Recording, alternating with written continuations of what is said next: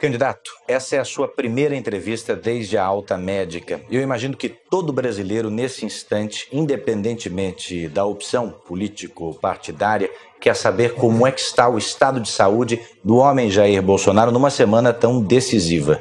Qual o seu estado de saúde agora? Primeiro, né, eu só tomei pé da gravidade do atentado 2 dias depois do mesmo. Eu não sabia o que estava acontecendo.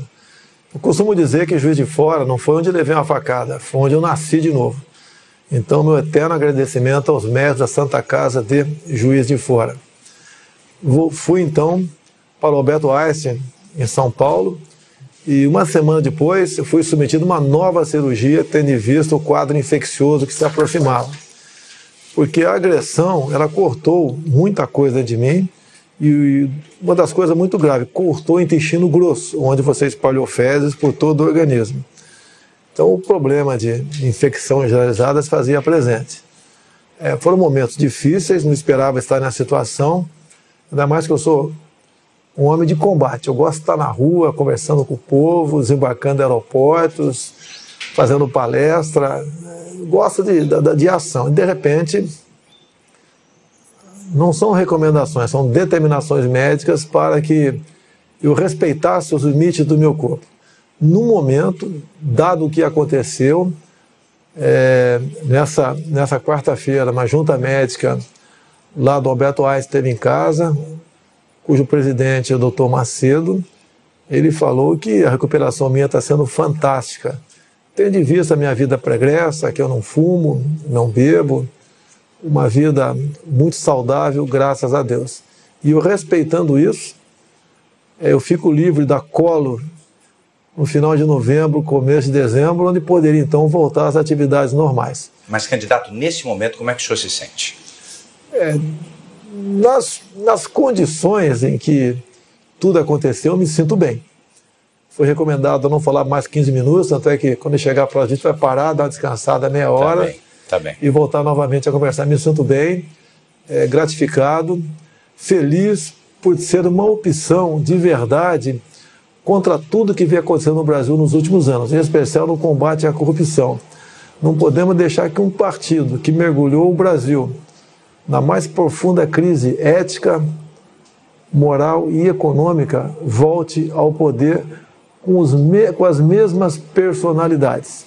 E você pode ver, tudo é conduzido de dentro da cadeia pelo senhor Lula, que indica aí um fantoche seu chamado Haddad, que por incompetência sequer conseguiu passar para o segundo turno na sua reeleição em São Paulo. Então eu me sinto feliz por esse lado, por ser um candidato conservador, que respeita a família, que quer fazer negócio com o mundo todo sem um viés ideológico, que quer jogar pesado na questão da violência, até para trazer um pouco de paz à sociedade, em especial às mulheres que vivem aflitas se seus filhos voltarão em paz ao término da faculdade ou ao término do evento festivo qualquer.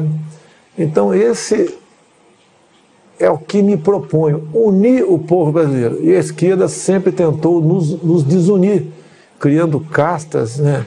Negros contra brancos, nordestinos contra sulistas, ricos contra pobres, filhos contra os pais, na lei da palmada. Um pai não pode corrigir um filho. Qual pai quer dar uma palmada no filho? Ninguém quer, mas se você for obrigado a fazer isso, você tem que fazê-lo. O Estado, que usurpa do momento dessa situação para punir os pais que, porventura, dão tapa no bumbum de um filho. E nós queremos resgatar a credibilidade do Brasil junto ao mundo aí fora. Saí um pouco do Brasil nos últimos meses, estive na Coreia do Sul, Taiwan, Japão, Israel, Estados Unidos, e é difícil, mesmo não sendo empresário, ser recebido com o manto da desconfiança. O Brasil, que sempre teve muita credibilidade aí fora, pela alegria do seu povo, pelos contratos, pela palavra, pelo aquilo que nós possuímos de bom aqui no Brasil, tudo isso, ao longo dos últimos 13 anos, foi jogado na lata do lixo. Vamos, se essa for a vontade de Deus, recuperar o nosso Brasil.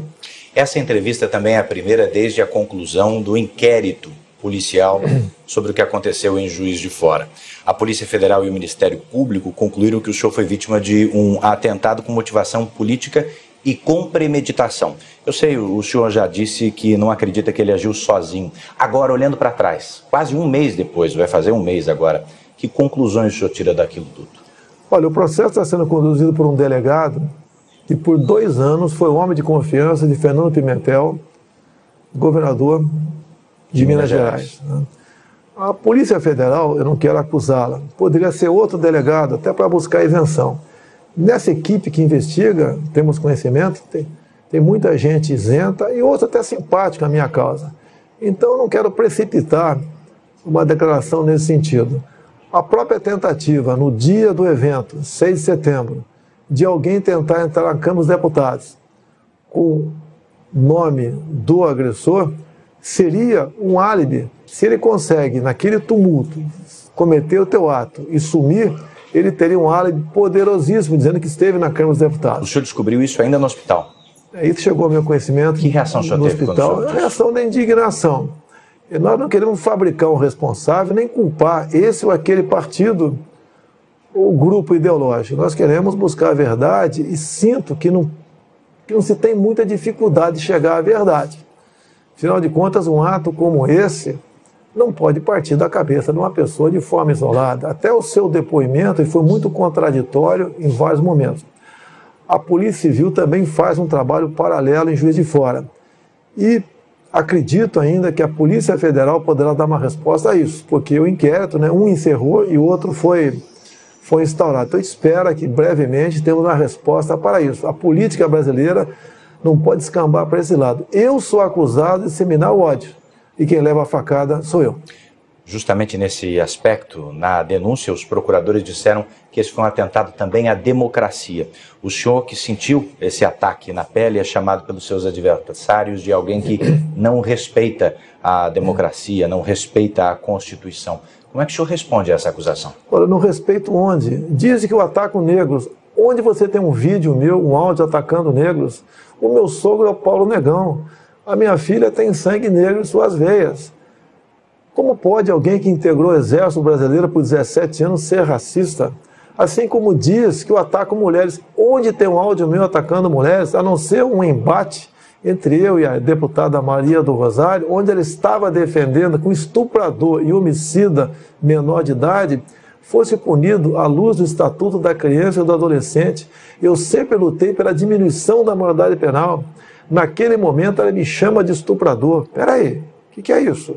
Se eu perdi a cabeça, me desculpe, mas a resposta que eu poderia dar para ela, não sou estuprador. E eu sou processado exatamente por causa disso. Um tempo atrás fui acusado de perseguir nordestinos. Como? Se meu sogro é de Crateús, a minha filha tem sangue nordestino em suas veias. O Brasil é um só povo. Não podemos continuar aceitando a divisão de classe no Brasil, como a que mais nos afeta, que eu sou homofóbico. Quando descobriram, entre aspas, que eu sou homofóbico, descobri em 2010 um plano do governo de, ao combater a homofobia, segundo eles, as escolas do ensino fundamental, ou seja, criancinhas a partir de 6 anos de idade, assistiriam filmes de meninos se beijando, de meninas se acariciando. Qual pai? Mesmo tem pai que é gay, quer isso para o seu filho em sala de aula. Cada um vai se descobrir no futuro e vai levar a sua vida e vai ser feliz. Jamais ofendi e agredi um homossexual. Não sou homofóbico.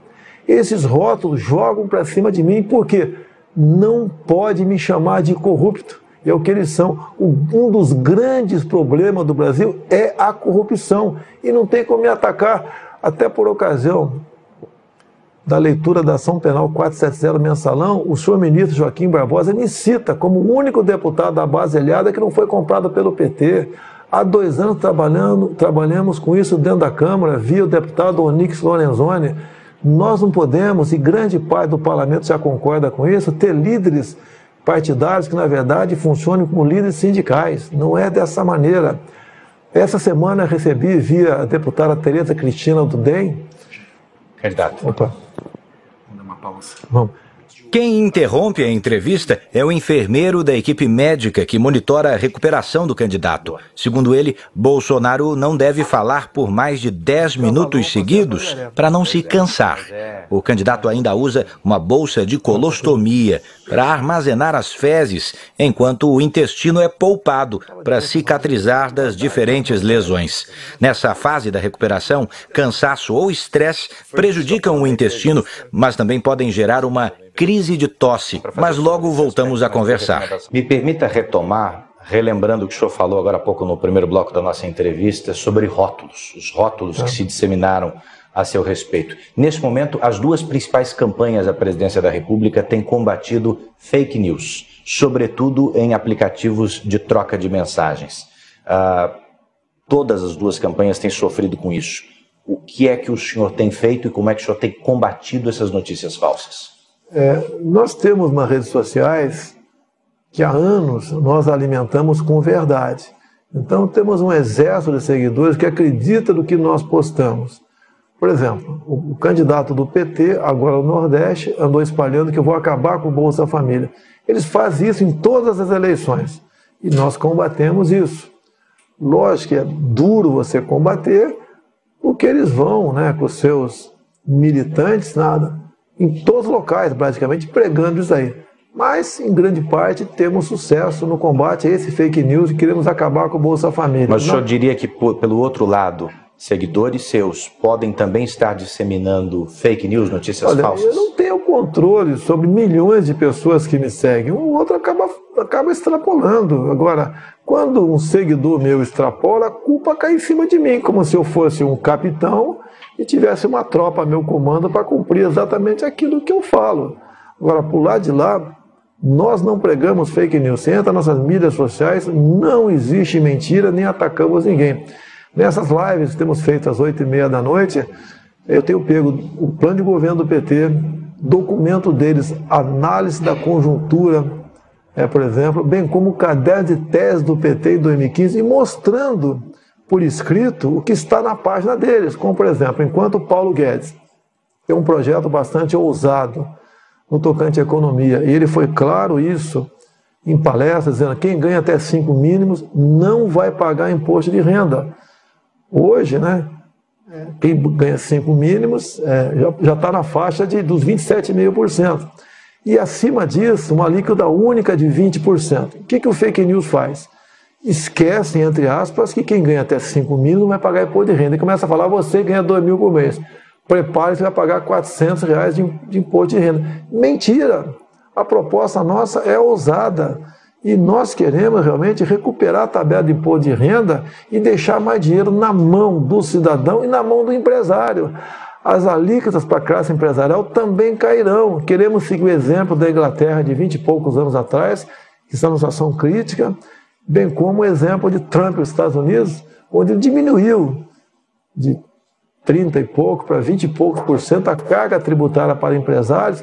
Então, os empresários aqueceu a economia, o mercado de trabalho voltou a funcionar, empresas que tinham saído dos Estados Unidos voltaram para os Estados Unidos e a economia norte-americana está indo muito bem. O senhor deve estar acompanhando um movimento intitulado Ele Não.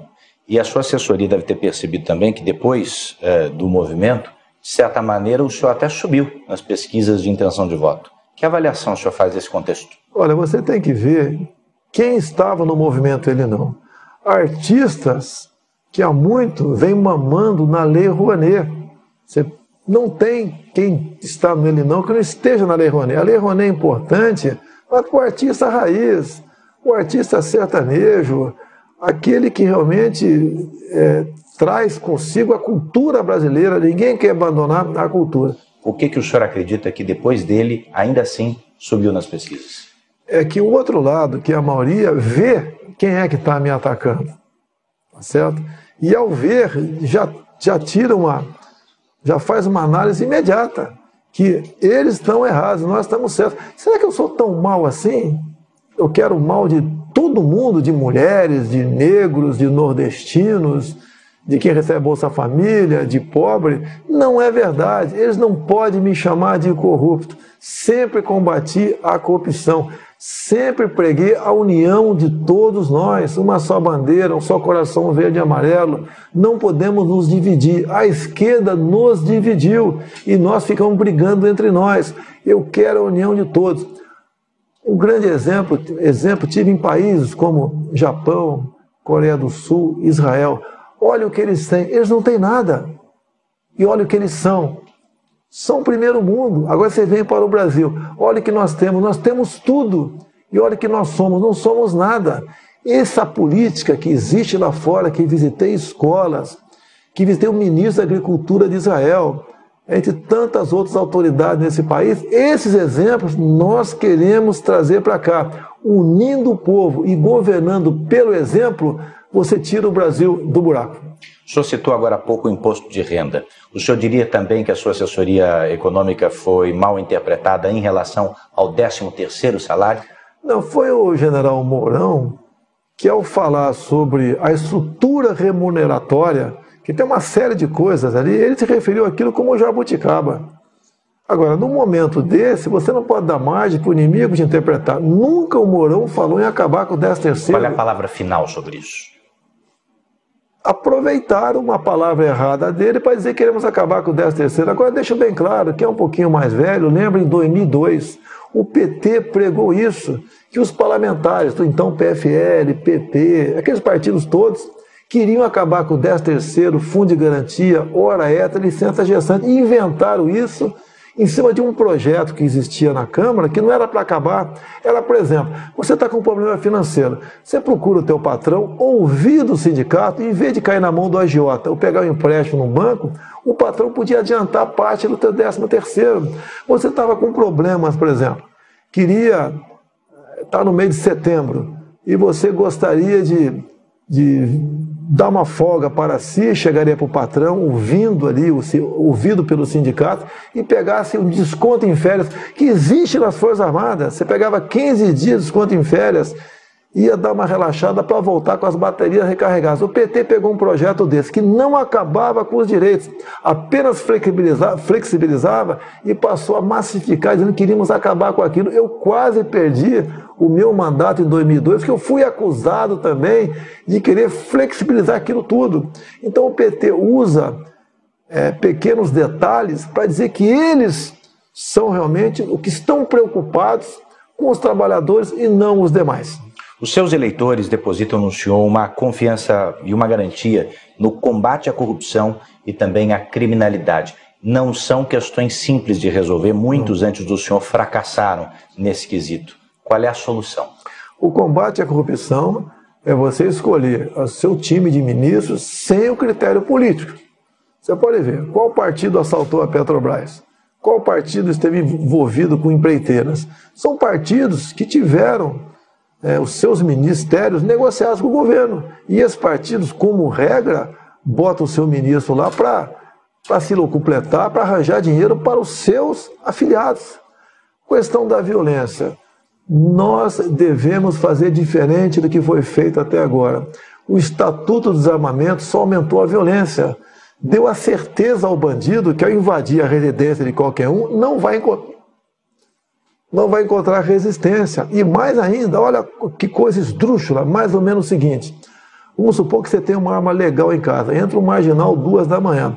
Você dá 15 tiros, pega 5 na canela. Não mata o cara. Você vai ser condenado por tentativa de homicídio. O vagabundo por invasão do domicílio. A pena dele é menor do que a tua. Nós temos que inverter isso. Tem um projeto em Brasília e, como presidente, teríamos menos dificuldade de aprovar. Ou seja, em legítima defesa da vida própria ou de terceiros. Na legítima defesa do patrimônio próprio de terceiro, você responde, mas não tem punição. Isso chama-se retaguarda jurídica, que vale para nós, cidadão de bem, e vale para os agentes de segurança, policiais civis e militares. Não pode um policial militar, após cumprir sua missão, 2, 3 da manhã, trocando tiro com marginal, com um fuzil. Onde tem isso no mundo? Só no Brasil. Ele ser processado que o marginal veio morrer com 4, 5 tiros naquele momento de tensão enorme.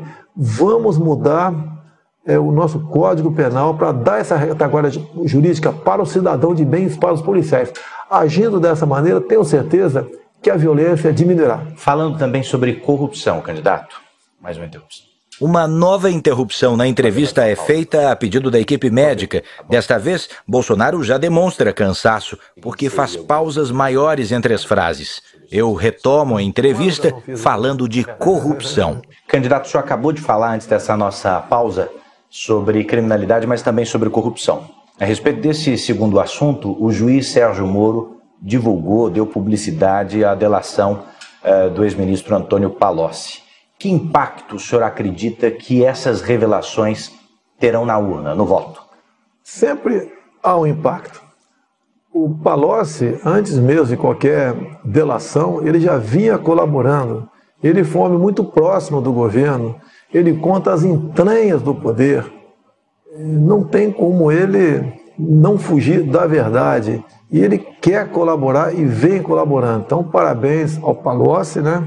Porque quem não erra como ser humano. E ele tenta, logicamente, diminuir o dano ocasionado em todo o Brasil com suas ações. Ele mesmo disse, nas últimas campanhas de Dilma Rousseff, gastou-se em torno de R$1,5 bilhão de reais. E quase R$1 bilhão foi Caixa 2. Fala de contratos de publicidade com a Petrobras. Fala um montão de coisa. Agora, a corrupção está colado no PT. Não tem como querer desvincular o que acontece na corrupção do PT. Nós devemos evitar que esse estado de coisa continue no Brasil. O PT não deu certo. É um partido que traiu os trabalhadores, traiu todo mundo. É um partido que tinha um projeto de poder. Como o próprio Zé Dirceu disse há pouco, ele disse. Nós vamos assumir o poder, que é diferente de ganhar uma eleição. Ou seja, ele fala também em tirar poderes do Supremo Tribunal Federal. Ele fala, por exemplo, ali, coisas que, se tivesse na minha boca, seria uma explosão no Brasil. Está na boca dele. Nós pensamos e agimos diferentemente do PT. Se o senhor ganhar as eleições, o senhor não terá um projeto de poder? Não, não pensamos nisso em hipótese nenhuma. Até porque ser presidente do Brasil com tantos problemas, eu sei da responsabilidade, como será a minha vida nesses próximos 4 anos.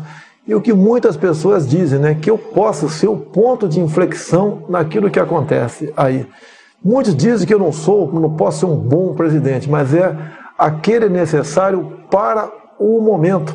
Mais grave que a corrupção é a questão ideológica. A gente vê jovens universitários, eu não sei o que tem na cabeça, com ações, com atos que não condiz com aquilo que está se formando.